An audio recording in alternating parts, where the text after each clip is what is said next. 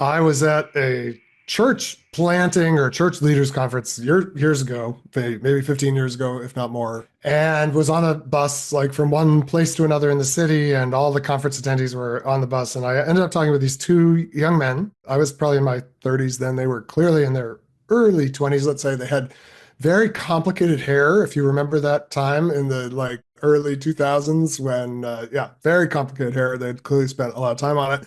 Friendly. We started talking, and I said, "So what are you guys doing like in life, and what are you here for?" And they said, "Well, we're planning a church in such and such a city for people like us."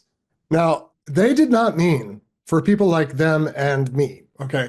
But they did not mean the people like you and me. They meant like the two of us and not like you, because I was not very like them, and I'm still probably not very like them.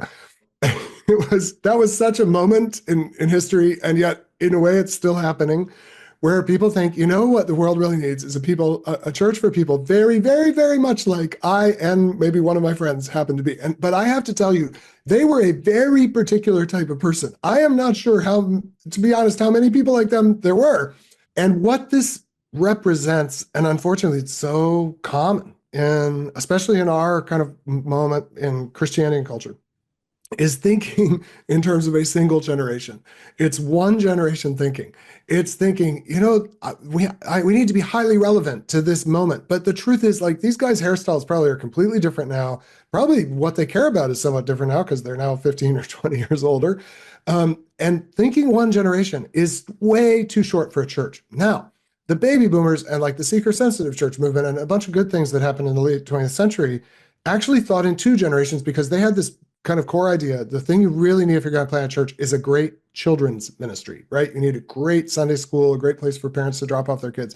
So in a way, that was thinking two generations. But I believe the horizon we should actually be thinking on is three generations. How do you plant a church? Not for people like yourselves, and not just your own moment, not for your kids, but for your kids' kids. Andy Crouch is a partner for theology and culture at Praxis, a venture-building ecosystem with a redemptive imagination addressing the major issues of our time.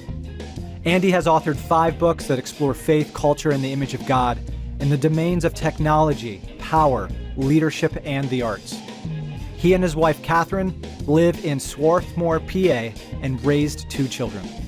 Andy serves as special counsel to Netzer and is leading us on March 6th at the One Church Leaders Gathering in the King of Prussia area. Check out the show notes or visit netzer.org/gather. I'm Justin, here along with Tim, and you're listening to the Quiet Reformation. Stay with us.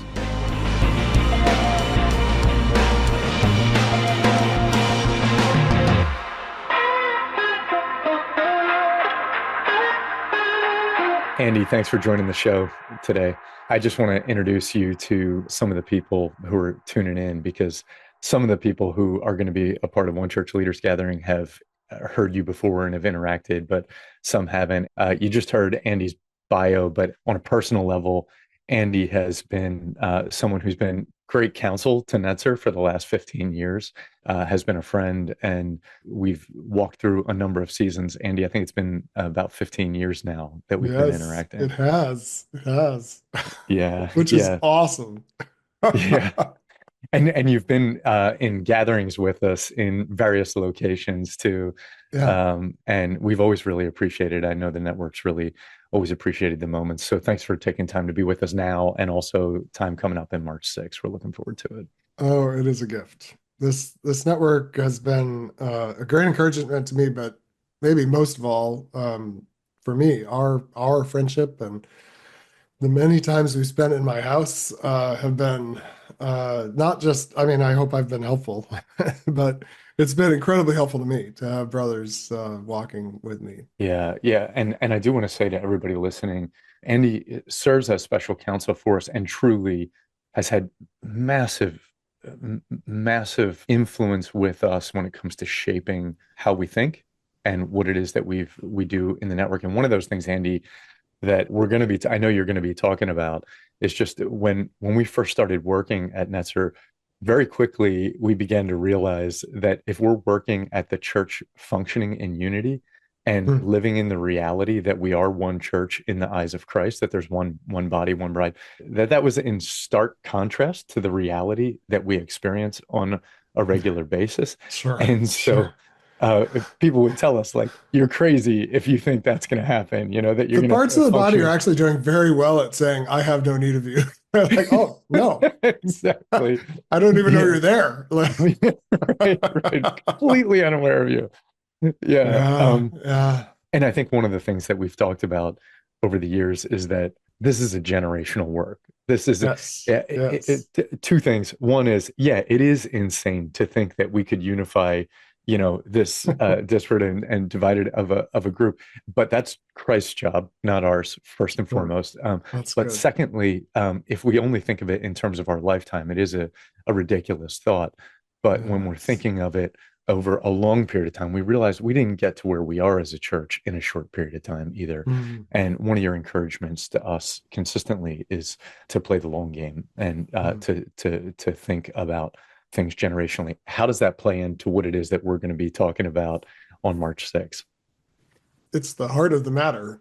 I hope by the end of the morning on March 6th that both kind of what we are collectively attempting will be validated, and also that we'll have so like validated at a conceptual level, like, oh, this actually makes sense. This is actually aligned with the way God ultimately works in history. Second, that we'll have more emotional resources for the journey because we have to really believe that this matters, and I hope we'll Mm, feel that more.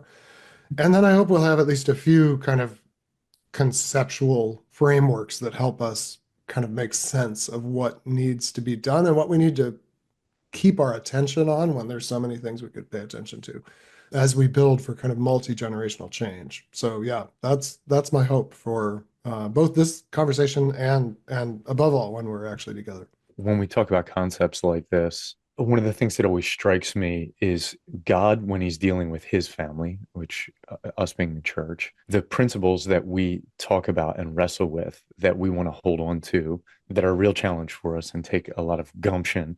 They're also principles that are extremely applicable to personal lives and to our own families. We want to Mm, model our own families off of Christ. yes, So yes, the other yes. thing that I find as encouraging with the material that you're going to be covering and leading us through and having us discuss is this is important when it comes to regional church, to collaboration, when it comes to unity in the church, when it comes to how we live generationally. It's also really important for individuals and for families and for specific congregations. So as pastors and leaders, ministry leaders who are going to be listening to this, we want to encourage you that these principles that Andy's going to be unpacking with us and having us discuss around tables are things that have value on each level of our leadership and even in our personal lives. I know that I'm consistently, when we're talking through these kinds of principles, I'm consistently convicted, and also I find myself recentered in terms of my priorities. I just want to say to everybody who's listening right now, I could not be more excited for you. I can't think of a person I'd rather have you listen to than having Andy. He's been such a gift to us in terms of shaping what we do. And I couldn't be more excited for you in terms of the material that we're going to be covering, particularly as we're going to be pulling out the scriptures. Andy's going to be walking us through the scriptures and helping us be strengthened and encouraged for the long haul of ministry, to keep our eyes focused on the things that really matter for eternity and will bring us the greatest measure of fulfillment in our own lives in many ways when we connect with Christ through the principles that he opens for us. So Andy, again, thanks for coming and being with us. And the rest of this podcast, we can't wait to just hear from you and look forward to you setting this up for us, and look forward to having you with us on March 6th. Love it. Thank you.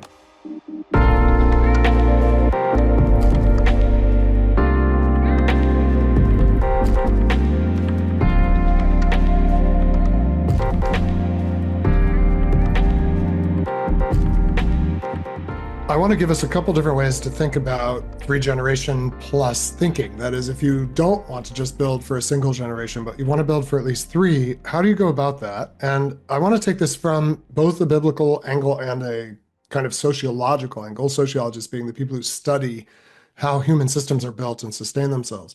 So, the first way to think is to think institutionally. And I actually think this is very important. And it's been very neglected in the past, I don't know, a couple generations, or in some ways in the whole history of the United States of America, but especially in the past couple generations. Let's just talk first about how you actually think like an institution builder. And by institution, I don't primarily mean a big building with columns and so forth. I'm going to talk about the way sociologists talk about it, which is any cultural pattern that can be transmitted across space and transmitted through time. Institutions are cultural patterns, that is, ways of believing and behaving that can be transmitted from one person to another, from one generation to another. They can cross geography or they can cross chronology. That is, they can go from, I don't know, the United States to Japan, or they can go from our generation to the next. Just to have an institution in mind, since pitchers and catchers are reporting around now, let's think about the institution of baseball. And just think about the fact that the game of baseball has been around for at least three generations now, maybe four or five, actually, depending on how you count. In other words, it's lasted through time. And the game that we play today that we call baseball is recognizably very, very similar, though not exactly identical to the one that was played, say, 100 years ago. And it's also across the world. The Dominican Republic is full of baseball. Baseball is huge in Japan.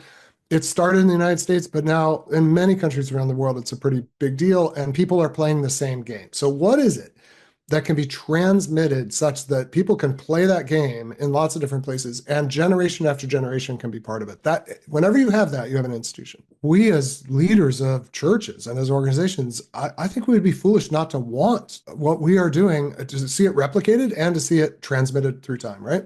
So how do you do that? I've distilled what the sociologists say in many more words. I'm going to try to say in very few words, which is that in the long run, to transmit a cultural pattern, you need roughly six things. And I'll explain them quickly using baseball as an example, but also talk about the church and the way this has happened in the history of the church. Here's the six, you need artifacts, arenas, rules, roles, records, and rituals. Artifacts, arenas, rules, roles, records, and rituals. These are the ingredients, you might say, of transmittable cultural patterns. So the first two, in many ways, are the most important and the most tangible. So every institution that lasts has artifacts. And by art, when you think about artifact, you think like an archaeological artifact or something. It's something it's a material thing that you could, in principle, dig up for some time from now and recognize. If you think about the game of baseball, it has all these material things that the moment you see that thing, you think of the whole institution. The baseball itself with its distinctive white leather cover and its red stitching, like the moment you see that, you think of the whole game. But there are others, the mitt that fielders wear, the bat, maybe the shape of home plate. Like there's all these very, very tangible things that go everywhere that institution goes. And when they're there, everyone thinks of the game. In Christianity has kind of the ultimate artifact. So this is something, an artifact is always something everyone could have and carry around with them. Everyone can own a baseball. It's not expensive. You don't have to be a major league baseball player to own a baseball. Like everybody connected with the game of baseball probably has held or had a baseball at some point. In Christianity, we have kind of the most amazing artifact in ways that like we could literally spend a whole day on how powerful this artifact is. But it is two intersecting lines that we call the cross. And you can wear it around your neck. You can have it on a wall. If you go to Catholic countries or Catholic homes, every room has a crucifix, actually, which is, of course, the cross with Christ represented on it.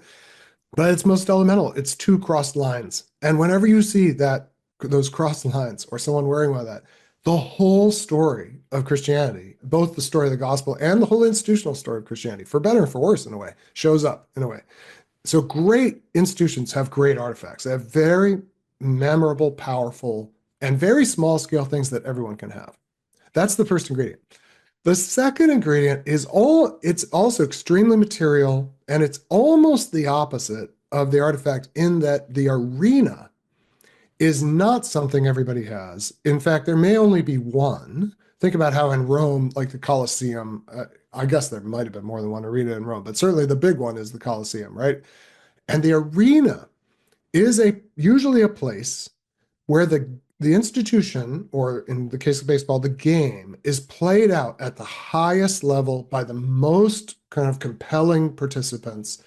And you see it kind of in its absolute fullness of what it can be.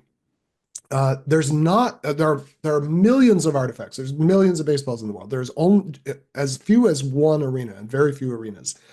In baseball, this is, I would say, the World Series. So the World Series is this moment where everybody comes together and we see the game played at the highest level. Well, it's a little tricky because Japan actually they play baseball pretty well, and Japan's not in the World Series. But allegedly, we in the U.S. think like this is baseball at its very best. It's certainly at a very high level. These are professional players, and all the attention of the whole world of baseball like coalesces on this moment when you see the values of the institution lived out in the most powerful way. For 1,000 years in Europe, the arenas were the cathedrals, the seat of the bishop, these amazing buildings that you would not worship in every week if you were a normal person. Most weeks you're in your little parish church with your parish priest.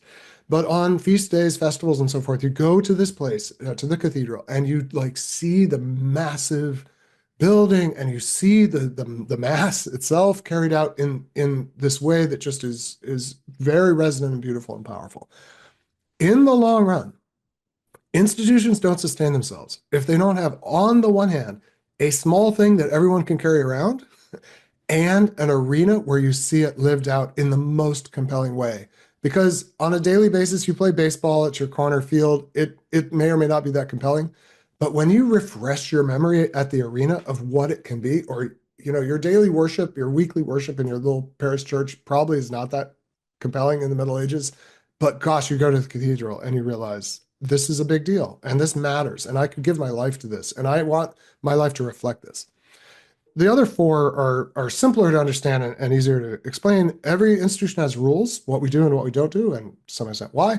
Every good institution has roles. There are different parts, different people can play. Baseball actually has tons of these: catcher, pitcher, outfielder, but also umpire, manager, ball boy or ball girl, popcorn vendor, right? So there's all these different ways that people can participate. So that's roles. Every institution keeps records. That is, it says, here's what happened in the past. Here's what was significant in the past. Baseball is especially notable for this because of its emphasis on statistics. And every institution has rituals. That is, things we all do together to remind ourselves of the value of the institution. And of course, the church has all of these because the church is the most durable institution in the world, in the Western world, certainly at this point. So this is kind of, I'll land it here. We can talk a little more about it on March 6th, but if you want to build for the long term, you really need to be thinking for your own local congregation, even what are the artifacts that everybody can carry around and remember that they're part of this story? What's the arena, the time when it's done at the most compelling level in the most compelling way? And what rules, roles, records, and rituals do we need to keep in order for this to be pass-onable, transmittable? That's how you think institutionally.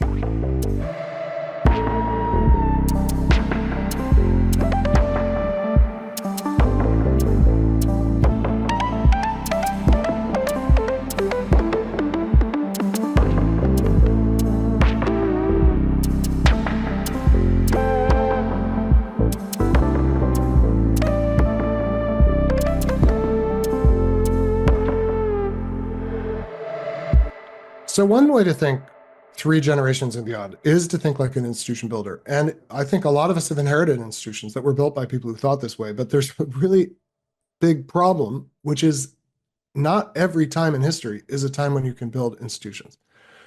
There's probably 1 billion people in the world today who have been exiled from their home. They can't live where they were born and where they would have thought that they were going to stay. And they live as refugees. It's an incredible number of people who are wandering the world right now and displaced because of the collapse, actually, of institutions.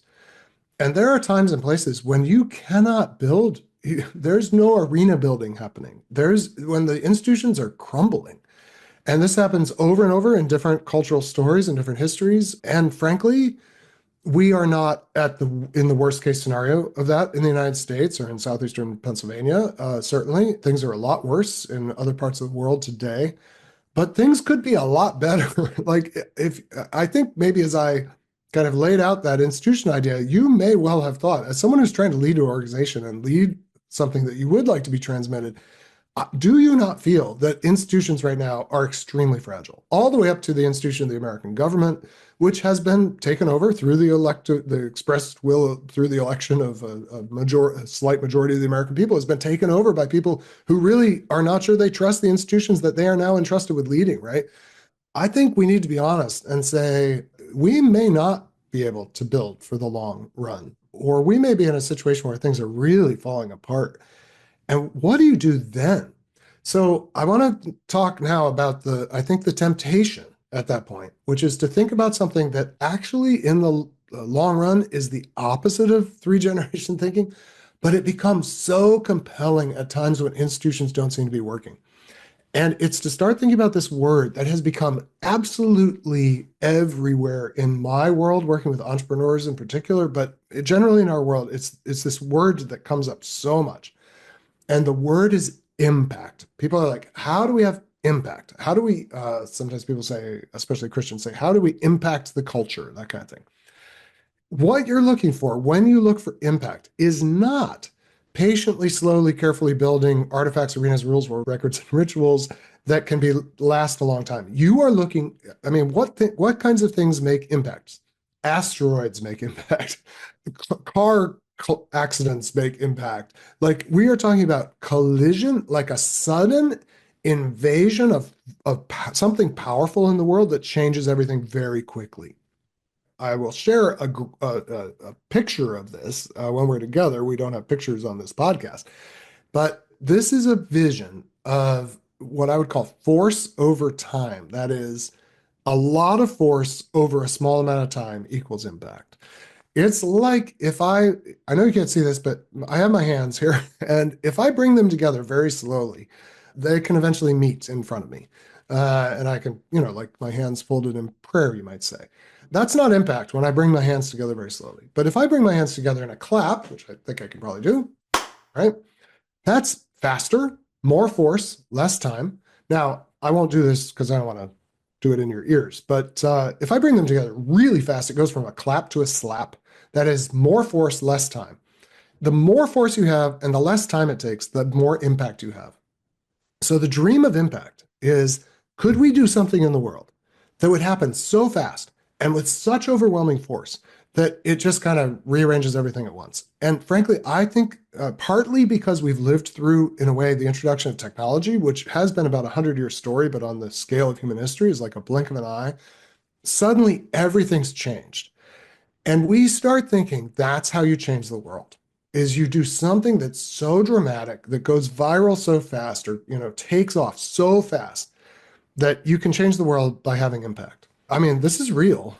Things definitely change through these kind of violent interruptions in history. And they're not always violent in the sense of people not liking them. Sometimes people are very excited about them. I assume in this community, we have every possible opinion about the policies of the new administration. But I think what we can all agree is like this group of leaders led by the current president, have come in with this desire to do exactly this to our government. Like it's time to take it out, redesign it in very short amount of time with maximum executive power exercised. That's force over time. That's impact. And we can start to think, isn't that how the church should be? Shouldn't the church have that kind of effect? And we can start looking for that kind of effect. I think it's a mirage. I don't think it actually works in the long run. And I think that most impacts do more damage than they do benefit. We have to look for another way.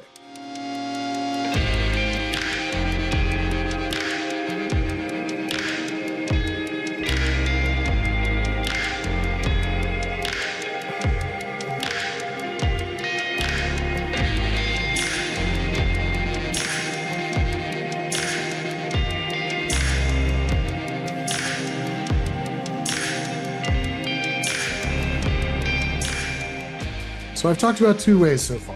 The way of institution building, which is a beautiful way to hand on things to the next generation. But sometimes you wonder whether you can actually do it. And sometimes in history you can't. And that leads to this other way, which I think is a dead end, as powerful as it is in the moment, which is to seek impact.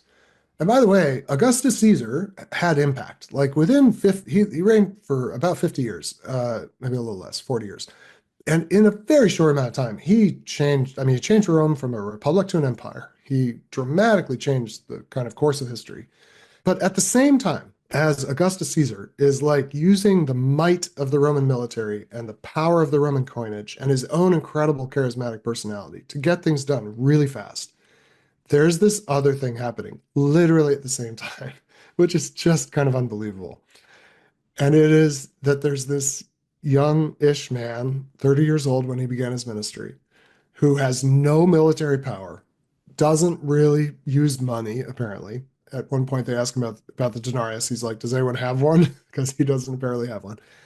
Doesn't have an outsized amount of charisma, the way that certainly Octavian, Augustus Caesar would have. And he's in this backwater province conquered by Rome that the Romans called Judea. And he's just spending his time around the little villages of Galilee. And he tells a story, gives a kind of picture, I guess, of what the kingdom of God is like. Keep in mind, by the way, that Augustus himself calls himself a divine son. He doesn't quite say son of God, but he calls himself the divine son. And Augustus would say he's setting up the divine kingdom on earth through his reign in an impact way. And here in Judea is this person Augustus Caesar literally in his whole life never heard of, who now matters more to history than Augustus mattered, as much as he mattered. And this person, the Rabbi Jesus, says the kingdom of God is like a mustard seed. It starts out as the smallest of all the seeds. As it grows into a bush, or he actually says a tree, mustard tree, maybe a little bit of exaggeration there, but he does say the birds of the air can nest in its branches. Like it starts, you can barely see it, but over time it grows. This is like the opposite of impact, right? So impact is all about speed, force with great speed. And Jesus says, I have another picture for you. There is another kind of kingdom that starts out almost imperceptible, but over time grows. And I think the best way to picture this, at least for me, is to think about this thing that we call compound growth, which we all learned. We all had a crash course in this when COVID came along, that here's a tiny, tiny virus, right? And initially a tiny number of cases of this particular viral infection. And you look at it, you're like, we know of 100 cases in the world.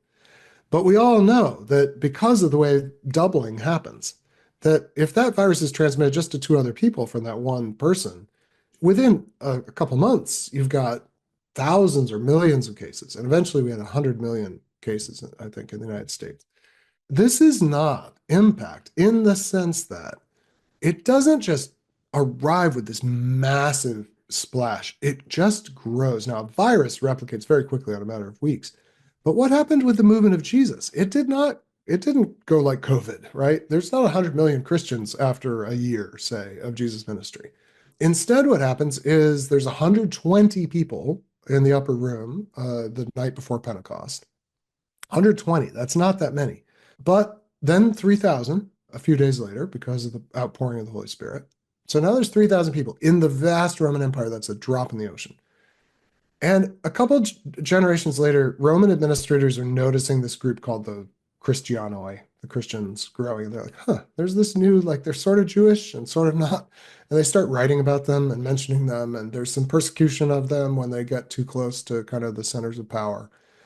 And you still, like the average Roman in AD 120 is like, there's nothing here. We're the Roman Empire. What is there to even care about? And then it just keeps growing. And it grows at a significant rate, maybe 10 to 20% per decade. And by the time of the Emperor Constantine, which is in the 4th century, half the empire believes in Jesus. And suddenly the emperor also believes in Jesus. That's 300 years from the resurrection of Jesus to the conversion of the emperor. And it ends up being more consequential in history than even the life of Augustus Caesar, who probably had the greatest impact of any emperor ever. So here's another way to think about our moment in time. Suppose you can't build institutions. Like maybe you live in a province that just doesn't matter that much in the bigger picture, like Judea. Maybe you live under the thumb of oppression, the way that the Jewish people did at the time of Jesus. Maybe, in fact, the Romans are going to sweep in and destroy your entire nation, which is what they did in AD 70. and with the mopping up operations taking another 20 years, and there's literally nothing left of your homeland, you can still be part of something that generations later is quite truly changing the world. But it's through this third way. It's not through institutions, really. The institution building in Christian history came later in many ways. It's not through impact. It's through this third thing, and I'll call it influence, where you actually invest in something somehow that through all the chaos that you're living in can actually grow like a mustard seed and become part of an amazing, long, perhaps eternal story.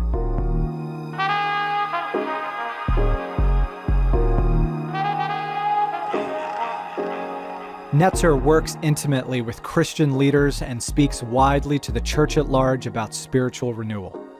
Our next One Church Leaders Gathering is on March 6th from 9 a.m. till noon at the Sheraton Valley Forge. Breakfast, teaching, worship, table discussions. Registration closes soon, so go to netzer.org/gather today.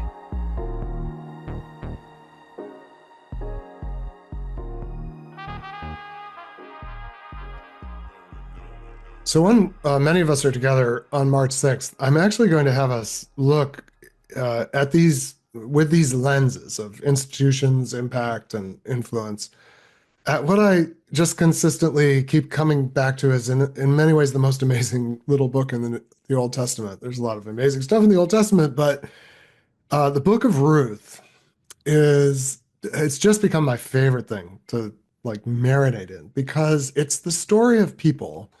Ruth and Naomi and their relative Boaz are the three main characters who live in a time of cultural calamity. They live in a time much worse than our time, frankly, but a time with a lot of parallels to our time. And for some people in our world, their lives are like exactly what the lives of people in our world are like.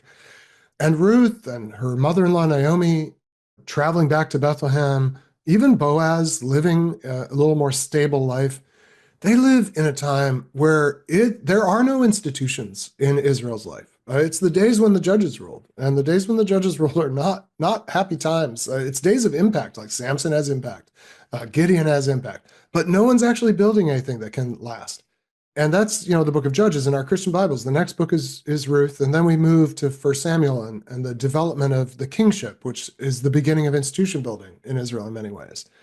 But in the gap is the story of this Moabite youngish woman, her aging mother-in-law, who have lost everything and gain everything in a way through the practice of what the Hebrew Bible calls chesed, covenant faithfulness.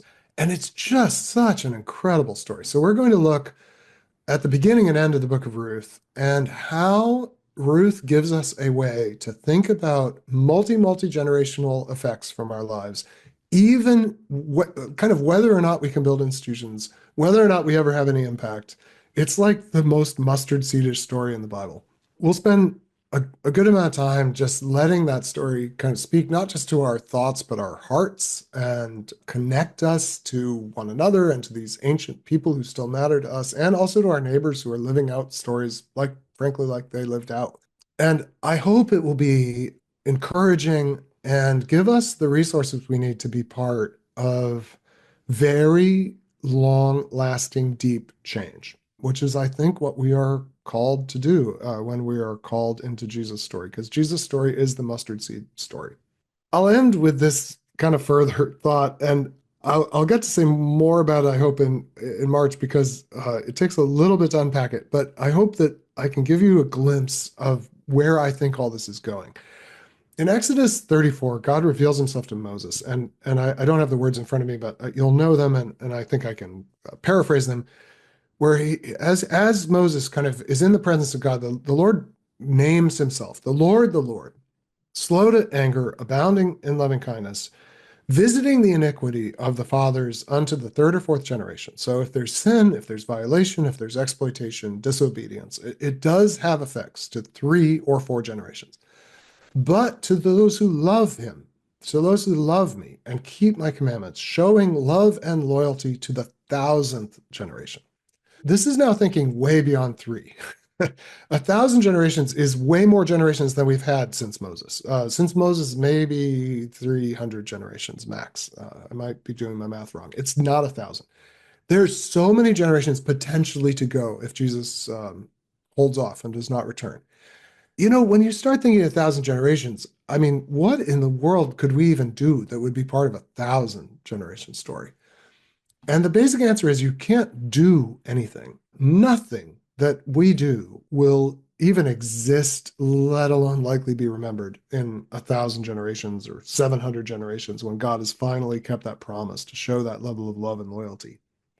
But what I've come to believe, and the book of Ruth is about this, and the life of Jesus is about this, is that the 1,000 generation change we are invited to be part of is not about any organization or institution, let alone building or cultural artifact that we build. They're all going to be dust over time. But what we can be part of is changing the pattern of how people relate to one another and relate to God. Essentially, reintroducing into the human story the story of love. I think the only thing that will really, truly last from your life is essentially you'll either leave behind a story of not love, which is ultimately exploitation, betrayal, the failure to love, or your life will leave behind and make possible for the future a deeper story of love. Because I think this is what God's doing in the world from the days of our first disobedience to now, is God's reintroducing into history the possibility of living a life of love. I'll talk more about this for those of us who are able to be with us on March 6th. But to me, that's where we're going here, is becoming the kind of people who ultimately leave behind, yes, we hope institutions that last. Certainly, we hope for effects from our lives. But the only effect that ultimately matters, and I think the mustard seed that Jesus has purposed to grow in human history, is the ability for people once again to live the great commandment, to love the Lord their God and to love each other. And that's where we have to put the most of ourselves and the most of our effort and emphasis in a way, and receive the most grace and mercy from God. My prayer for everyone who's taken the time to listen to this, whether or not you'll be with us on March 6th, my prayer is this amazing prayer right from Ephesians, that we, being rooted and grounded in love. And what is it that we're rooted in? We, in this region, are learning to be rooted and grounded in love for each other, for our neighbors, for God, would know the length and the breadth and the height and the depth of the surpassing love of God that transcends knowledge, that we would know something that transcends knowledge, that we would be filled with the fullness of God, and that these minutes we'll have together and that we've had together on this podcast would make us the kind of people who experience that blessing and are channels of that blessing, not just into the world right now, but into even unto 1,000 generations of the story to come. Amen. And all your works will give you thanks, and all your saints will bless you. They will sing the glory of your power, and they will make it known to the children of your kingdom everlasting. Your kingdom everlasting, your dominion enduring. Your kingdom everlasting, oh, your dominion enduring for generations, generations, all generations, generations, all generations. The Lord is gracious, merciful and compassionate, slow to anger,